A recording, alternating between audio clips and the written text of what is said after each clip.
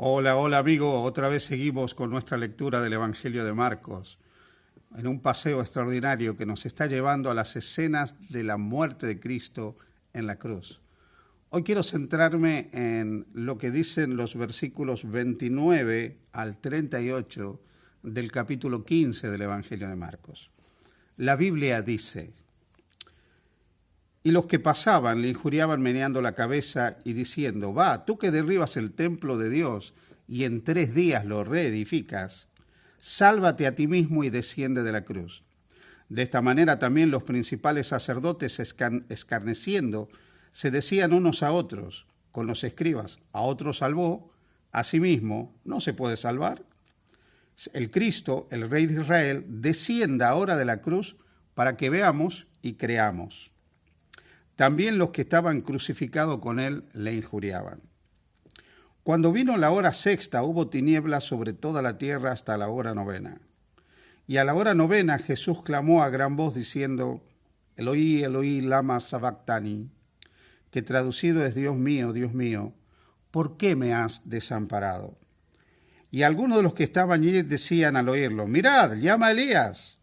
Y corrió uno, y empapando una esponja en vinagre y poniéndola en una caña, le dio a beber, diciendo: dejad, veamos si viene Elías a bajarle.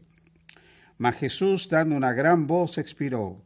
Entonces el velo del templo se rasgó en 2, de arriba abajo. Déjame empezar con la última parte de esta declaración, cuando dice que el velo del templo se rasgó de arriba abajo.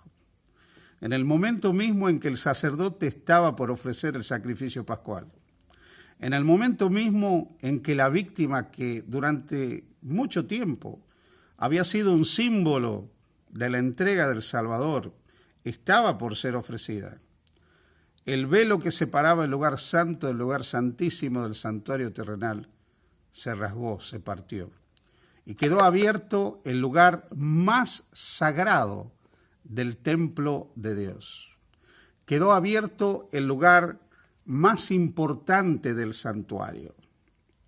Y a partir de ese momento, queridos amigos, queridos hermanos, todo ese sistema de sacerdotes, sacrificios, ofrenda y santuario ya no tenían valor. Jesús, el Mesías, el verdadero continuo sacrificio, terminaba con todo el sistema que no era más que una sombra, una figura de algo que él había venido a hacer a favor de la humanidad. Pero el texto nos dice todavía algo más. Nos dice que en medio de la burla y de la injuria, en un momento Jesús, en su lengua materna, el arameo, se dirige a su padre y le dice: Dios mío, ¿por qué me has desamparado? ¿Acaso el Padre Celestial había desamparado a Jesús? ¿Acaso él estaba abandonado en la cruz del Calvario realmente? Déjame decirte que en ningún momento Dios abandonó a su unigénito. En ningún momento el Padre abandonó a su Hijo eterno. En ningún momento el Padre lo dejó solo. Pero el pecado había causado una tremenda separación entre él y el Padre. El pecado había puesto una separación que para Jesús era insoportable.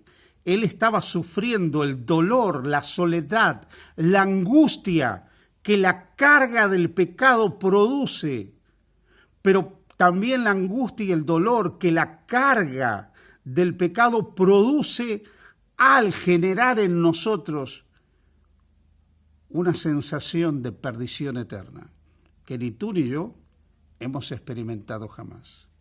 Jesús estaba sufriendo en esa cruz la agonía de la segunda muerte, la muerte definitiva, el tormento que experimentarán aquellos que finalmente se pierdan para toda la eternidad. Y Jesús estaba sufriendo esa muerte y esa agonía por nosotros. Como dice el apóstol Pablo en su carta a los Gálatas, capítulo 3, Todos los que dependen de las obras de la ley, de sus propios actos, están bajo maldición. Porque escrito está: maldito todo el que no permaneciere en todas las cosas que están escritas en el libro de la ley para hacerlas. ¿Cómo les cuesta a las personas entender esto? No hay posibilidad de salvación a menos que seamos impecables. Antes, ahora y después. Impecables. Permaneciendo en todas las cosas que están escritas en el libro de la ley para hacerlas. Los 10 mandamientos están escritos en el libro de la ley. Nosotros podríamos salvarnos obedeciendo impecablemente la ley, pero ese no es el camino de la salvación. Porque Dios conoce tu naturaleza y la mía, sabe de nuestros fracasos pasados, presentes y futuros. Y entonces la palabra de Dios dice, y que por la ley ninguno es declarado justo para con Dios, es evidente, porque el justo por la fe vivirá. Es la fe en la obra de Cristo por nosotros los que nos trae vida. Cristo nos redimió de la maldición de la ley, hecho por nosotros maldición, porque escrito está: maldito todo el que es colgado en un madero. Ah, sí, querido hermano, amigo, amiga que me escuchas, Jesús estaba en la cruz cargando la maldición de la culpa y la condenación del pecado para que tú y yo seamos liberados de eso. Y estaba sufriendo la agonía de la segunda muerte, la maldición de estar perdido para toda la eternidad, de estar completamente condenado para toda la eternidad. Y en ese momento sintió la soledad del perdido, la soledad del que es abandonado a las consecuencias de sus propios pecados, y se sintió totalmente perdido y abandonado del Padre. Y exclamó: Dios mío, ¿por qué me has desamparado? Porque sentía esa agonía, sentía esa angustia, se sentía perdido y eternamente separado de su pueblo, de su Padre. Yo sé que mis palabras no llegan a describir el peso del sufrimiento de Jesús. Nunca lo entenderemos. Nunca llegaremos a comprender esa agonía de Jesús en la cruz del Calvario, pero Él estuvo dispuesto a cargar con la maldición que nosotros merecíamos, a morir la muerte segunda que nosotros merecíamos, para que nosotros podamos ser salvados. Él entregó una vida perfecta, impecable en la cruz del Calvario, como expresión del amor eterno de su Padre para nosotros y como ofrenda en lugar de la nuestra, porque nuestra vida imperfecta no puede servir de ofrenda. Y aún nuestra muerte física no nos trae la justificación del pecado, no nos declara justos delante de Dios, porque somos una ofrenda manchada, imperfecta. Por eso cuando los seres humanos queremos alcanzar el cielo a través de nuestros actos, nuestras victorias, nuestras buenas obras, de nuestras virtudes, estamos cometiendo un acto tremendo ante lo que Dios ha hecho por nosotros en la cruz del Calvario. Estamos rechazando la gracia, estamos rechazando la salvación que podemos recibir a través de Jesucristo. Y estamos haciendo que la sangre de Jesús, que la vida de Cristo, entregada por cada uno de nosotros, a favor de nosotros, no pueda salvarnos. Estamos impidiendo que la sangre de Cristo nos limpie de todo pecado y podamos tener un lugar con Cristo en el reino de los cielos. Esta verdad se expresa claramente cuando Pablo, escribiendo a los Gálatas, en el capítulo 5 y versículo 4 dice: de Cristo os soltasteis, os desligasteis, os separasteis, los que por la ley, por las obras, por los actos, queréis llegar a ser justos. De la gracia habéis caído. ¿Quieres permanecer en la gracia? Acepta a Jesús como tu único Salvador. Aférrate a Él cada día, cree en Él cada día, confía en Él cada día. Niégate a ti escondiéndote en Él cada día. ¿Quieres caer de la gracia? Confía en tus buenas obras. Cree que de alguna manera no eres tan malo como los demás.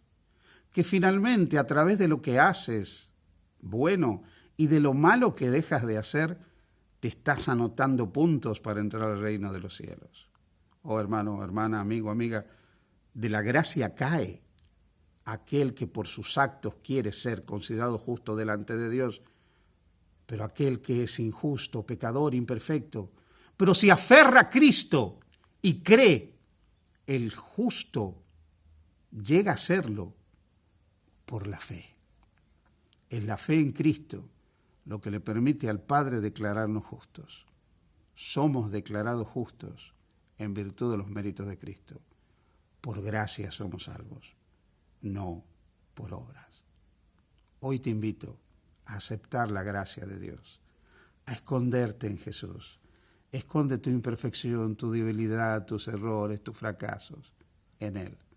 Deja que Él te tome en sus brazos de amor y te dé la vida eterna que ya ganó para ti y para mí en la cruz del Calvario. Que Dios te bendiga. Feliz día junto a Jesús.